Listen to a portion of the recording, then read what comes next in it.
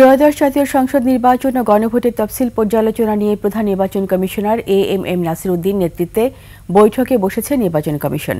রোববার সকাল 11:15টায় আগারগাঁওয়ের নির্বাচন ভবনে এই বৈঠক শুরু হয়। বৈঠকে ভোট গ্রহণের সময় 1 ঘণ্টা বাড়ানো সহ মনোনয়নপত্র জমা বাছাই, প্রত্যাহারের শেষ সময় ও ভোটের তারিখ নিয়ে পর্যালোচনা হবে। ভোটের কাজে সার্বিক বিষয়ে অগ্রগতি, পাশাপাশি পোস্টাল ভোটিংয়ের ব্যালট পেপার আনা নেওয়ার সময় চূড়ান্ত হবে। বৈঠকে 4 নির্বাচন কমিশনার ও ইসি সচিব সহ কমিশনের ঊর্ধ্বতন কর্মকর্তারা উপস্থিতি আছেন। ভোট প্রস্তুতি সবকিছু গুছিয়ে এনে তফসিলের আগে আইনশৃঙ্খলার সভা ও আন্তঃমন্ত্রণালয়ের সভায় করেছে ইসি। প্রথা অনুযায়ী রাষ্ট্রপতির কাছে নির্বাচনের সার্বিক প্রস্তুতির বিষয়ে অবহিত করতে 10 ডিসেম্বর বঙ্গভবনে যাবেন নির্বাচন আয়োজনকারী সাংবিধানিক সংস্থাটির সদস্যরা। এরপরে কয়েকদিনের মধ্যে তফসিল ঘোষণা করবেন সিইসি। ডিসেম্বরের দ্বিতীয় সপ্তাহে তফসিল ঘোষণা করার কথা রয়েছে।